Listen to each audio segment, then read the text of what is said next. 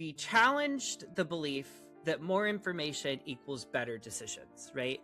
Why is the belief there? I believe that these misconceptions or this need to have more information and time, comes from just general schooling. Because when we raise our hand, in class, I remember as a kid, not wanting to raise my hand because I was somewhat sure of the answer, or I wasn't 100% sure and I need to be 100% right before I felt confident to raise my hand. And then somebody else would raise their hand, they would give the answer. And I was like, oh, I was thinking the same thing. And that happened, I remember happening so many times. And in society, in school, in corporate, we are rewarded for having the right answer. And I really admire these corporations who truly do, not just lip service, but truly do embrace the let's fail fast, let's fail quickly, let's learn from it, and let's keep moving forward. Because I truly believe that is where progress lies. What is it that you would tell to the listener right now that is a complete misconception, and here's why? So, have you ever been in a moment where you had all the information, but you just still couldn't make the call? You kept looking for one more data point, one more opinion, one more sign that you were making the right move. I've definitely been there. I'm sure you have. But in the meantime, while we were just running back and forth between all the different options, our window closed. The opportunity completely passed us by, and you were left wondering what would have happened if you had just trusted yourself. That is not a willpower problem. It's not. That is not a confidence problem either. That is a process problem. And today's guest has spent her career building the exact framework that fixes it. Stay with me. Hey, it's Brad. And boy, am I happy you're here. If this is your first time, I'm really glad you found us. You're not going to be disappointed. And if you've been here before, welcome back. This is Pain to Performance. Let's jump into today's conversation. My guest today is LaKiesha Tomlin. She is a trader and engineer, and she is the founder of the Profitable Traders Academy. But what makes her different is not just what she does in markets. It is what she has figured out about the human side of decision-making under pressure. LaKiesha, welcome to the show. Thanks so much for having me, Bradley. I'm so excited to have you here. I'll tell you, whenever you reached out, I was just so overjoyed. Whenever I started doing some research and started looking, I was like, oh my gosh, this is so awesome. And LaKiesha, I'll tell you, you're the first person that's ever reached out to me, by the way. Wow. So that was a really exciting piece right there. So I know my listeners have been emailing in and saying, hey, we're really looking forward to understanding a little bit more about the process side of things and how things are actually going to progress for me personally, instead of it just being consistent mindset shifts. And then here you are. So it sounds like I'm excited to hear the framework. So thank you so much for joining today, genuinely. Yes, I'm so excited to be here and to share this message. It's going to be so much fun. So before we dive in, I want to do something I do every episode. Okay. I want to give you a chance to speak directly to the person who's listening right now. Okay. Maybe they're stuck on a decision with work or life, or maybe they're second guessing something in their business. What might change for them by the end of this conversation? Yes. So by the end of this conversation, my goal is to make sure or help you come up with a logical framework that you can follow. So that way you're not just constantly stuck in analysis paralysis, trying to figure out what to do or ask 20 people what you should do. You'll already have the answer. Right. So what you're saying is that you're not asking people to be smarter, right? You're just asking for them to be more structured. And that's a completely different ask entirely. So I am so excited to have to kind of dive into this today. So before you built this framework that you're talking about around decision making and all of these other things, what was your own relationship with uncertainty? Were you someone who overthought things, or did it just naturally come to you? Oh my gosh, I totally overthought things that really didn't need overthinking and over explaining to myself inside of my head. And basically it came down to one day I just got frustrated and I was just like, there's got to be a better way. And I know that I've made decisions about things in the past. Why are these things so hard? And it became especially important once I decided that I wanted to go into leadership and wanted to actually lead teams. And I saw the people who were leading, they were making decisions all the time. They weren't asking a lot of people or thinking about it forever. And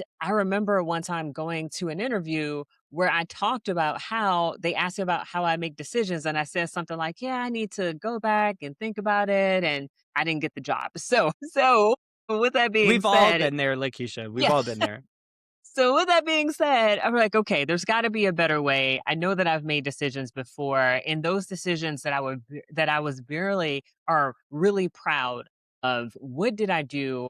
And that's just kind of how it started. Huh. So was there like maybe a specific moment or like a decision, a failure that made you realize the old way of thinking wasn't working for you? Yeah, so for me, I remember in this time period about like 10 years ago. This was the time, actually more like 11 years ago now, but this is the time where I was really making that transition from being an engineer and wanted to go into technical leadership. So in that moment, I mean, going through so many different interviews, of course, just thinking about my stories and all these different things, like a couple of things kept coming up. And especially in these interviews, they ask you, tell us about a time when you have made a decision with little Yeah. information. How did you Mhm. proceed? Yeah. And I realized that I didn't have a good answer for that. Mm. And I felt like I kept stumbling over that. So I'm like, what do I actually do? That was kind of the start of it, actually just going through all these interviews. And I went through a good 40 interviews. I'm not even kidding. So it came up quite a bit. So I thought, okay, like let me stop dancing around this. Let me just get get an answer that works for me, that's genuine for me and true to how I actually make decisions. Interesting. So I'll tell you, I don't I think you have to be living under a rock to know this, but all right, the market for jobs is a rough spot to be in right now, right? It's Mhm. really bad. The job market's rough right now. So you're doing exactly what career coaches, like 25, 30-year career coaches are saying to do at this point, which is really know yourself, really put together on paper what it is you'd actually say, what your process is, and I'm also a firm believer in it's not a process unless it's been written down. Otherwise, it's just an idea. So I love the fact that you said you sat down, you did this. Can you maybe walk us through what your process was to land with this specific process? Like, how did you get there? The process to the process. Absolutely. So this definitely was not a quick thing where I just sat down and wrote down some things really quickly. It actually took me a couple of months to come up with this, especially because like I said, at this time I was interviewing heavily just because in the job that I was in, it was kind of interesting, but I wanted to do more. So like I say, getting asked this question in interviews at that time, and every time, so one practice that I do have is every time I have an interview, I jot down really quickly what was asked, and just so that way I could remember what types of questions I'm going to be asked. And like I said, this type of question came up multiple times. So then once I started zeroing in on this particular question, I started writing down different things. And I have actually, it's over there on the bookshelf. I have this notebook that I had at the time where basically I'm just writing notes. So I would, write down something after the interview and then kind of think about like how would I answer this differently, if I could take some notes and then just kind of come back to it periodically. And that for me was variable. It was maybe a few days later, maybe a couple of weeks later. So, like I said, it took some months for me to really get this dialed in. So that way, when I was asked that question again, I had a solid answer and I could have a solid, concrete example. So in our prior conversation before the call, I was like I said, I did some research and in your forms and stuff that we've exchanged back and forth, you talked about this kind of story of when have I seen something like this before? Right? Can you Hmm. walk me through that? Is that where this kind of blossomed from? Where you were going into your journal and saying, "Hey, like this is what I wrote, this is what I did, this was the question I was asked, this was the answer I gave, this was kind of their reaction on that." Is that where this was kind of kind of brought from? Yeah, that's exactly where it came from because I started to think about different stories that I can use in these interviews, and obviously this is all or mostly in the context of work. But then I started thinking about personal examples as well, where I made a decision, and at that time, one of the decisions that I made that was pretty bold to a lot of people was basically leaving a career at a well-known aerospace company to move to the West Coast and work for another company, another aerospace company, and just be in a totally different location, not knowing anyone, leaving everything or everyone that I knew to pursue this promotion opportunity. And I was thinking like, how did I come to this decision?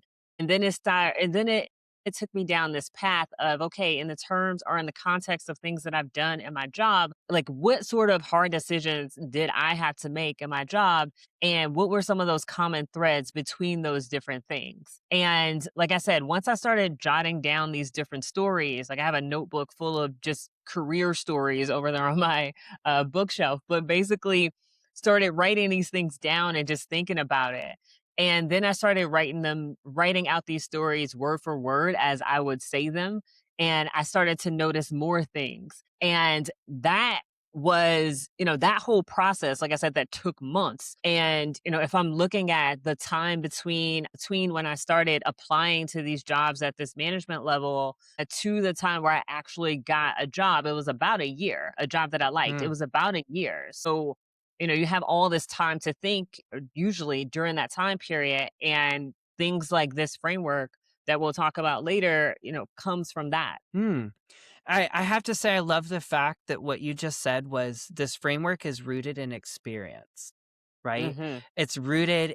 I do business coaching occasionally, and mainly in the small business sector. Mhm. And I tell everybody I spent a lot of money, a lot of time, and a lot of tears Mm. stepping into the potholes for you, Yeah. right? And I'm like, you shouldn't have to step in this pothole because you've got somebody to help you. And the way that I got through that though was experience, process improvement, and me realizing, oh, wait, I can't quite really be doing this, you know? And that's whenever I said, wait a minute, other people shouldn't have to go through this either. And then I started putting together all these different processes and kind of put it into like a cool little package deal that I then take into other businesses and be like, this is what works. You should do this. And the fact that you've actually done that is just fantastic and makes me so happy. So let's kind of transition a little bit here for just a brief second. And we'll come back to the actual process here. But I just kind of want to understand in those moments that you were in a world of no, is what I like to say. I like to say we're Mhm. in a world of no.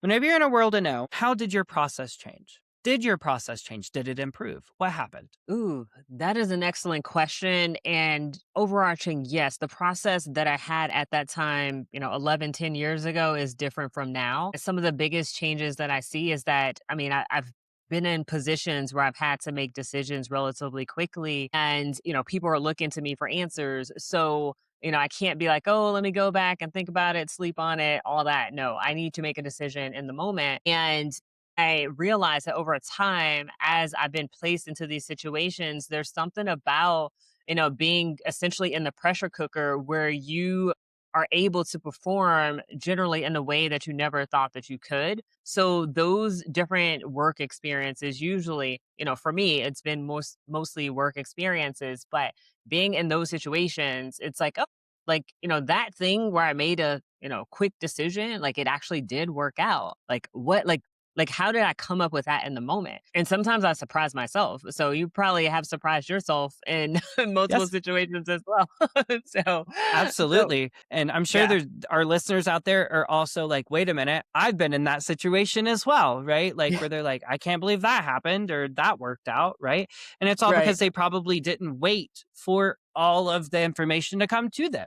So I exactly. think that's a great segue into this at this point is can you walk me through the framework itself now? So when you're facing a decision you do not have all the information for, what are the actual steps that you take? Yes, absolutely. So the first thing is I have to constantly tell myself that uncertainty happens and I just need to embrace it. embracing that uncertainty first kind of like gets my mind in this mode of like, hey, things just happen, like you just have to roll with it.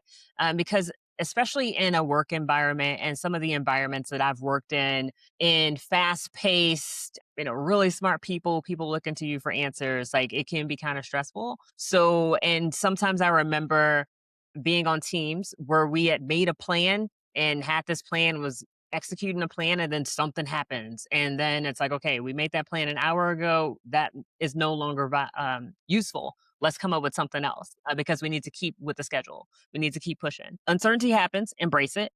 The second thing is decide to make a decision. So I don't want to be like, oh, let me sleep on it, or let me, think about this later, especially if it's something that needs let's just say needs an answer in roughly 24 hours or less. Make a decision. Because it's really easy to put things off or to think about it later. And even things that don't need an answer in 24 hours. Maybe it's some big trip that I want to go on. And you're like, oh, and like, that sounds nice. We'll talk about that, later on this year, next year, 5 years, Sure. never. Like, That's why that sort nobody of thing. ever travels out of the country normally, because they're like, "Oh, it'd be really great to go to Italy," but it's like, why don't you just go ahead and plan that? You know? Plan it. Yeah. Exactly. And to give a quick story here on, making a decision, I actually made a decision last month. I was doing some research. I've been studying French for a couple of years now. And there was this immersion program where I was looking at the pricing, all that. I was like, wow, this sounds cool. And then after a couple of days of research, and I said, I want to do this program. So I emailed the people, and basically the room or the apartment that they had available, or that was supposed to be available, was not available. So I was like, okay, I'm Mm. still going to do this program. I'm going to put down, the $3,000 deposit, and I'm going to, go ahead and do it. So, basically that act of handing over money is making a decision. It's a firm decision. And that actually leads me into my third step, which is sort. So a lot of times what I found for myself and for other people is that they usually give a lot of energy and brain power to small decisions that don't require it. So Mm. there's essentially level one decisions and level two decisions, where level one is basically, if you went on that path, it's reversible, it's not permanent. And maybe there's, a little bit of maneuvering or reconfiguring things in a sense, but it's totally reversible. And then there's level two, where basically the stakes are a bit higher and perhaps you do have to give some more brain power to it.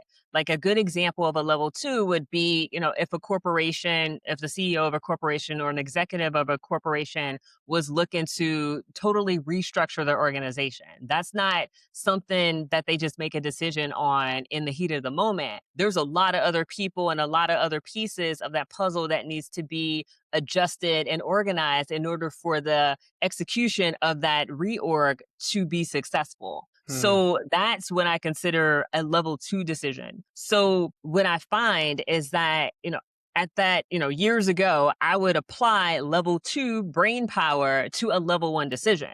And Mm. it didn't require that.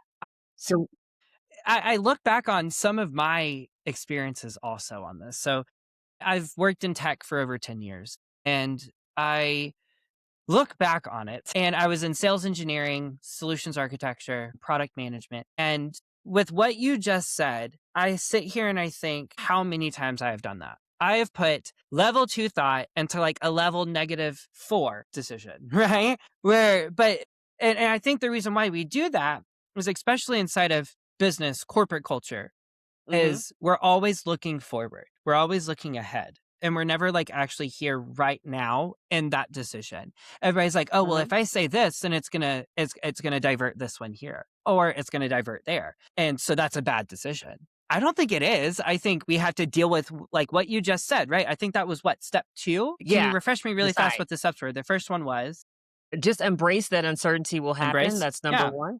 And Yeah. then So number like, two, decide to make a decision. got it. Like, I'm Sorry, gonna I was over here decide. trying to Yeah, I was trying to write it and I was like, man, this is so good. So the going back into what it is that I've done, I had to learn to embrace that decision. And Mm. that I think is the hardest part. Like, I have to embrace the fact that something is going to have to change, that we're going to have to Mhm. make a decision, and we need to get everybody on board with it. And I think that's Mhm. a really hard thing in leadership, Mhm. and especially in a large corporate organization, right? Mhm. So then the second thing was the decisions. We had to decide to proceed forward, actually move forward with it. And then you Mhm. said the third step was to sort. So what is the Yeah, fourth exactly. step? Yes. So the fourth step, actually, you you kind of alluded to it already, but it's definitely embrace the decision that you made. Now you made the decision, execute on it. Hmm. So, like, for people to be able to embrace the decision they made, what does that look like exactly? Yeah. So sometimes it can be hard because, like, I'll just take myself for example. If I went through these steps, let's just say I went through these steps and I have this level one decision and I decide, okay, I'm going to do this. Then sometimes there's like this like nagging voice in the back of my mind that's like, okay, is this really the right way? Is this really what you want to do? And it's just like I understand, that probably happens for a lot of people as well, where you second guess your decision. But if you're in a situation where I mean it's a level one decision and you get course correct if you need to. That's actually step number 5, know when you need to pivot. But basically, if you are, in this situation, just go ahead and do it.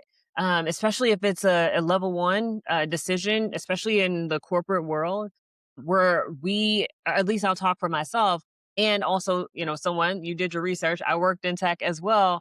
And there were all these like different decisions coming at me daily because of the scope of the work that I was responsible for. And I had a team that was global.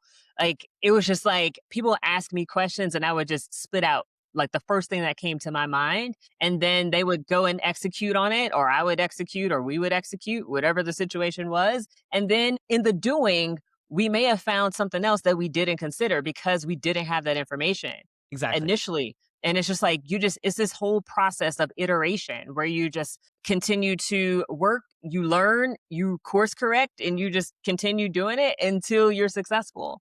And that's essentially, with my engineering background and working a lot in quality engineering and just process engineering and systems engineering and all these other areas of engineering, where basically, like, these things, these frameworks that we learn sometimes in these engineering processes or in these engineering organizations, like, no one is really put pen to paper and, to figure out things like decision making. Like I said, this was a process that was born out of me looking at my experiences, mostly in the corporate world.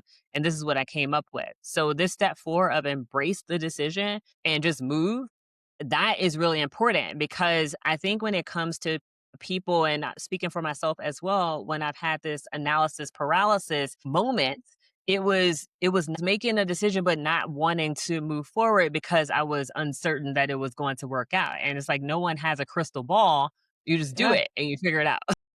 And I think a lot of people don't make decisions because they're scared, Yes. right? And again, corporate culture really does have that Yes. piece where you do feel scared to make decisions. And I could go on and on and on about that, talking about Yeah. psychological safety, right? Yep.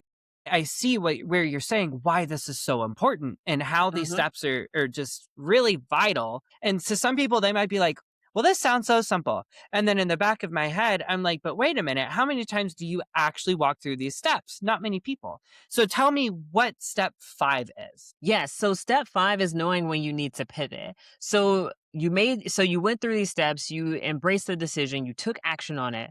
And, sometimes you do need to course correct. And you just have to. So I believe that in this step, like sometimes it could be hard because sometimes if it's, let's just say it's in a corporate environment and you are the leader of this project and it's your baby in a sense. If you make a decision that, maybe adjust something or maybe you didn't take another group into consideration, Mm, like you may have to pivot or you may have to course correct or maybe you get feedback from your leadership that says, "Hey, we don't want to do that anymore." It's just all different types of sure. situations. But yeah, but you have to know when you need to pivot. Interesting. So obviously the pivot's important. And in product, we do this a lot. right? Yeah, yeah, You do that almost daily, honestly. And that's why I love working inside of an agile framework. Anybody that's ever worked with me in corporate understands that I really will preach the gospel of agile and how great it is. And the fact that people still work in waterfall to me is just absolutely wild. Especially whenever you have the ability to actually make a mistake and pivot, and you don't have to yeah, wait all the way to exactly. the end to course correct. So it sounds like Yeah. the pivot is extremely vital. And then after we go through, we've accepted and embraced the change, and then we pivoted everything. There's got to be a final step here, right? Like, where are we at in the process? Yeah, so pretty much the final step here, like after you understand when you need to pivot, essentially it's going through the decision process again. So it's a iterative loop, essentially, like I talked about before. So it's, not going to step number one because you already know that uncertainty happens, embrace it, and probably the pivot happened because of uncertainty or, things you Sure. didn't Yeah. consider. But it's essentially going back to step number two, decide that you will actually make a decision on this Hmm. situation that you need to make a decision on. So this is something that I constantly go through, especially if it's a bigger project or something like that at work, then I have to go through this. Now, sometimes if it's a quick decision, then I just have to go through it once. And that's usually for those level one decisions where I have to go through this process once. But level two, there may be like 5, 6 times I have to go through this because there's so many other factors that either were unknown or I didn't account for. And I have to go back, essentially to the drawing board and, make new decisions about other things that may affect my organization, my project, my programs, whatever it is. Interesting. So there's these 6 steps, and I love the fact that you ended on feedback. Hmm. And that is a huge thing that I think a lot of just processes in general don't ever think about. I mean, even in Agile, you're supposed to be doing retrospectives, right? How often do those Yep. actually happen? Not Yep. very often, right? Nope. We're So, moving on to and the the next fact, thing. exactly, you're like, great, project done, right? The issue with that is, though, is whenever we don't go back and look at the process Hmm. and improve where we can, we're never going to have a true lean, pun intended, you guys, a true Yeah, lean I love it. process, right? So I love the fact that you ended on the feedback here because that feedback loop is so important.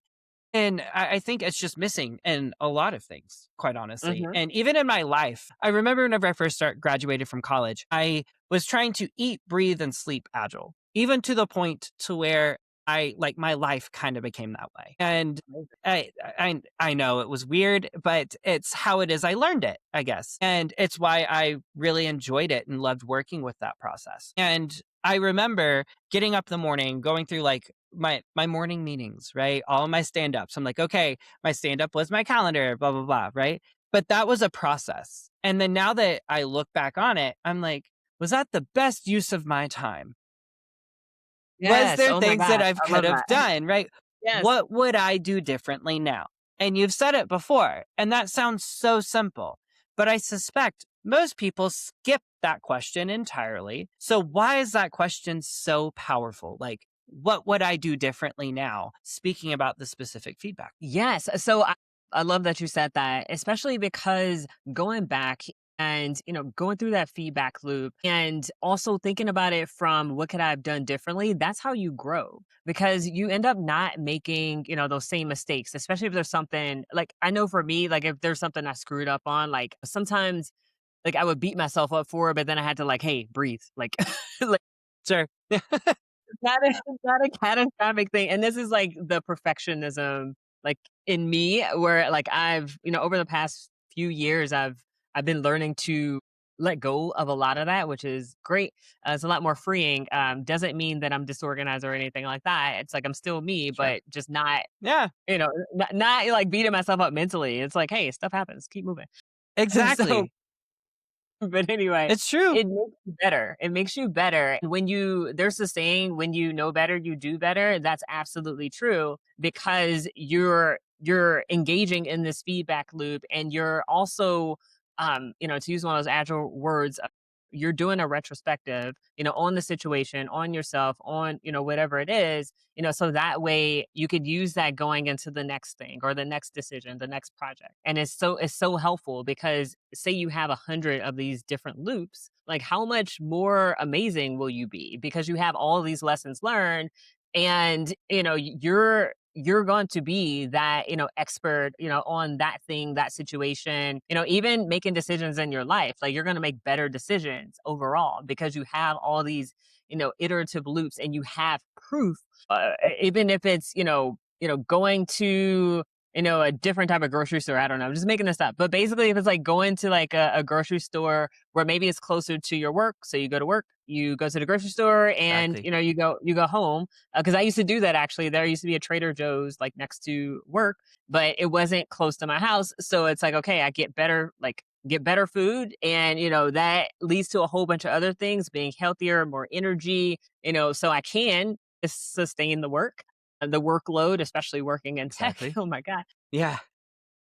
But anyway, it's tied to a lot of different things. And basically, when you have all of these proof points of things that you've done, decisions that you've made, I believe in turn, it makes you a more confident, a more capable person of making more decisions in the future because you get to a point where you trust yourself because you have this proof.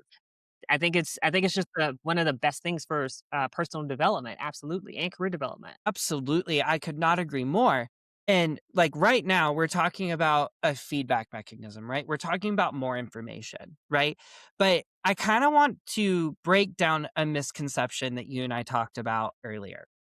Yeah. And we challenged the belief that more information equals better decisions, right? So you've previously said to me in different conversations, right, that the biggest misconception about your work specifically is that people think they have to have more information. Is that what's really being taught? Is that what we're teaching? That more research, more data, more opinions? Why is the belief there? And what is it that you would tell to the listener right now that is a complete misconception, and here's why? Yeah, absolutely. So, yes, I definitely believe that the misconception of more information is false in a lot of situations and a lot of some of these level one decisions that we need to make. Like I said, level two is a bit different because it has a greater impact, but definitely these level one. And then two, the other one that I forgot to mention earlier when we were talking was more time. People put time between decisions and think that, oh, if I put more time behind it, then it's going to help me make a better decision. And that's not always true. So, when it comes to, these misconceptions and, basically, how to, I believe the question was something like, what can people do differently or something like that. Mhm. I may have, yeah, okay, good. Yeah, because Yeah, anyway, you're I just good. got a bunch of thoughts in my Totally head. good. But anyway, one, like you don't need those things usually for most decisions. And second, when it comes to that, I would challenge people to take a level one decision and just make a quick decision. And I believe that these misconceptions or this need to have more information and time comes from just general schooling. Because when we raise our hand, in class, like I remember as a kid, like not wanting to raise my hand because I was somewhat sure of the answer, or like I Mm, wasn't 100% sure and I need to be 100% right before I felt confident to raise my hand. And then somebody else would raise their hand, they would give the answer. And I was like, oh, I was thinking the same thing. Or like that was the answer yeah. I was going to give. And that happened, I remember happening so many times. And in society, in school, in corporate, we are rewarded for having the right answer. And I really admire these corporations who truly do, not just lip service, but truly do embrace the let's fail fast, let's fail quickly, let's learn from it, and let's keep moving forward, because that is I truly believe that is where progress lies. And, Mhm. this need to be perfect, this need to have the right information or, take a long time for things. Like, I just think that's how, we as a people will be stuck. And I tried to live my life in a way where I'm not just talking about this stuff on a podcast. I actually do live this. And my voice has risen a couple of times because I really am passionate about this. I But totally get it. I do the same exact thing, LaKiesha, because yeah. as you were saying the whole thing about raising your hand in school, I instantly was like, corporate's the same way. Yes, You it know, really it is. is. It's everybody's so scared to speak up. And anytime that I've ever led teams, I have literally told every single person, if you're not talking and if you're not engaging, then there's zero reason why for you to be here. Like, it is better Interesting. for you to be loud and wrong and confident, right? Than for you to be soft, insecure, and have no confidence about yourself at all. That's not how we grow. That's not how we Yeah. go from pain to performance, right? Yeah, That's exactly. how it happens. I Exactly. tell I actually taught for a little while, like, I've taught massage therapy. And whenever I was teaching, it's all adult learners, most of them are adult learners, right? I would ask a question to the class and they would all sit there and they would just stare at me blankly. And I'm like, I know you guys know this. This is a give me, right? And I'm sitting there and I finally got to the point to where they learned to be confidently wrong. And I that love it. is what I've told so many people, and especially my students. And if any of my students are listening to this right now, Mr. Brad still says be confidently wrong because he tells everybody that your voice is important and it needs to be heard. And if you're Exactly. sitting inside a corporate, sitting there feeling like you're just a peon inside of that big, gigantic cogwheel, then the reason why you feel that way is because you're not speaking up. You're not utilizing your voice. You're not being confidently wrong. And I do believe that there are those organizations out there that I understand why people are like that. I had a really great experience with an organization I worked at that really did and speak psychological safety, which was a really cool thing. I'd never heard of it before. But whenever I got into it, they wanted you to be confidently wrong. They wanted you to do that fail fast. They wanted you to Mhm. fail often. They wanted you to learn. And I think that this whole entire process that you have built really allows you to be able to potentially be confidently wrong. Why? Yeah. Because you have that feedback at the end. And I just think that that's just such a beautiful way that you have built this, LaKiesha. It's just been, I love this so much. And I'm so excited to be able to take it and put it into my own life. And I know that Yeah. there's listeners out there as well. I'm going to challenge you, listeners, that if there's somebody in your life right now that we just described, I know you know at least one. Your challenge today is to send this to them and to leave a comment letting us know that you did it, because I want to know that this is getting out to people. Because, LaKiesha, this is just such a good framework. So I want to jump back on track here for a second. Sorry, I always diverge. So All good. let's talk about you talked about waiting. Mhm. And I definitely wait quite a bit on some decisions, and it's mainly because I feel that if I wait longer, I'm gonna have a better insight on it. So, it in your experience, what has been the cost of waiting for more information? Yes, that's an excellent question. And in my experience, waiting means that, or in some situations, waiting meant that I missed the opportunity. So, and this is one that popped into my head actually a couple of weeks ago. So, I want to say, gosh, 6 years ago, 7 years ago, or something like that. I went to this, my job sent me to this conference. It was in DC. And basically, it was talking about STEM careers or something like that. And there was one person that I met from this large, like media outlet where we talked. He liked what I had to say. He gave me his card and he was like, hey, if you ever want, I can't remember the exact offer, but it was something like, hey, if you ever want to, share your story, et cetera, then, reach out to me. But then, like, I was like, oh, okay. But at that time, I didn't really feel like I knew enough about the The topic imposter or like syndrome. exactly. It's like I felt like I didn't know enough or like, like why would I be selected out of, all these people that they may know, like all these like crazy things. And, now the person doesn't even work there anymore. So it's Hmm. like, if I wanted to go back, So how it goes. yeah, it's like, ah, Yeah. man. So, yeah, and I've heard other stories from other people as well. Like one of the mentors that I had around that time, like she really emphasized being like taking advantage of the opportunity because it won't be there. And one example that I remember, I think it was her or somebody else giving, where basically, let's just take, Oprah. Like we know Oprah as Oprah today. She's amazing. And, if like in the early days, maybe I don't know if she was doing this, maybe she was, giving talks at different places and, maybe not charging anything or not getting any compensation for it. But it's like, that window is gone. Like you're not gonna get Yeah. that version of Oprah back at all. Sure. Yeah, it's not possible. Yeah. Yeah, so And it's like, take advantage.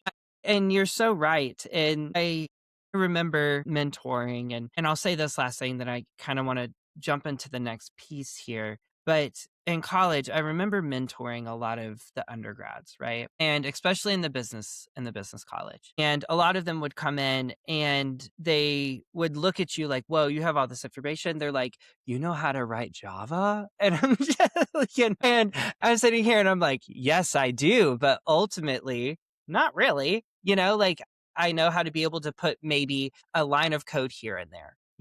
But the thing is I always push them to just do. Just try it. Don't be scared. And I remember looking back on a lot of things, especially once I was done with my massage education as well, is that you're scared to death to actually go out there and do anything. And what you're saying is like, just do. I love. And I think more people need to just do, right?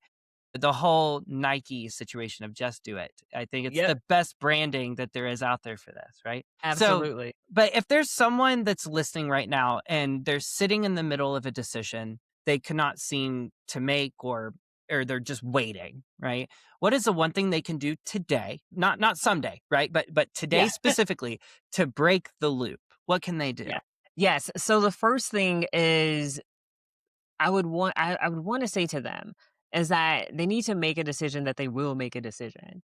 Because that whole like someday, one day, whatever, like we know that those are not days on the calendar. I know some of us have heard that so much, but it's so true. Decide that you're going to make a decision and not, maybe not complete the entire thing, whatever it is, but taking the first step. That literally like the most simplest step, that really does work. It may seem like it's not a lot, but it's the first step because with that first step, you have the ability to gain momentum and take the next step, next step, next step. And then before you know it, you're like, holy crap, I conquered this thing, which is, or at least that's how I felt when I first got into engineering. I was like, okay, I know math, but like this other stuff that I heard that I would have to learn, like I don't even know what that is. Some of that stuff I couldn't even pronounce at the Sure. time, but I got through it. I got a degree in mechanical engineering. And same with the markets, where it's like, this language is intimidating. What's the first step?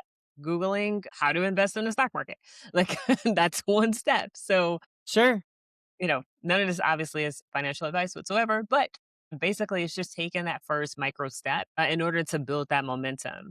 And one thing that has really helped me a lot is essentially just following my curiosity. Taking that first step, it's like, okay, Mm. like now what? Now what? Now what? Now what? What's next? And that has led to some really cool experiences and some really cool opportunities. Absolutely. And Lakeisha, I can tell you right now, you have an engineer's brain. You literally just said it. I'm going to follow my curiosity, right? Yes. I've always said it. Engineers' brains do things differently. I do long division one way, you do it in your head. So it's just one of those things where it's just completely different. And I'm just in awe with it. So, what I'm hearing with what you just said is that the goal is not to build a perfect system, right? Exactly. To build a reliable one Exactly. that beats the reliable one beats the perfect one every time, right? Because it's easier for us to be able to fall back on something that's the old trusty car, the beater that sits in everybody's driveway that somehow is still running, Yeah. you know, and it's not the most beautiful thing, but it runs and it's going to start every single time. So it's the words that you just said are just sitting so heavy with me right now. And it's just been an absolute fantastic way for my brain to just kind of wrap all of this in a bow. So if someone takes just one thing from our conversation today, what should it be? Oh my gosh, definitely just start. Take that micro action. That will be the number one thing because I believe that sometimes that's the hardest thing to do. Make the Mm, decision to make a that decision. So good, the micro option. Well, Lakeisha, I just want to say thank you so much for coming on the show today. You really have a knack for being able to break down this decision making process to be able to make it easy. And you actually gave some really great actionable insights. And I know that I'm about to go make some really crazy decisions here in a minute too. So I'm going to take this framework with me. So thank you. Thank you. Awesome. Thank you. Thank you. Thank you for having me. This was so much fun. And I want to thank you for being here, listeners. You chose to spend the last 45 minutes doing something a lot of people would not do. You chose to invest in how you think, not just what you do. The one thing I want you to walk away with today is this, though. You already have the answer. You are just waiting for permission. Sorry, you're waiting for permission. So guys, stop waiting. Like, what are you doing? Make the damn decision. Okay, just make the decision already. Okay, so if you know someone who is stuck right now, someone who's overthinking every decision in their life right now. Maybe it's costing them time. Maybe it's costing them money. It's probably costing them some peace of mind. You should definitely share this episode with them. Not for my algorithm. You don't got to do that, right? But you should be sharing it for them because that's what the show is for. Thanks so much for joining us. I'll see you next time. Before we take off, one quick housekeeping thing. This podcast is for education and conversation only. I'm in no way a licensed therapist, doctor, wizard, and this show is not a substitute for care from a qualified professional. If something today made you think of someone you know, go ahead and do them a favor and send this episode their way. Pain is rarely a solo experience, and a good conversation is better shared. And if you're enjoying the show, make it official. Follow, subscribe, leave a review. It helps more than you realize and keeps this conversation going. Remember, the hardest part of Pain to Performance is learning how to listen. Now, I'll be here, same place, next play, and I can't wait to welcome you in.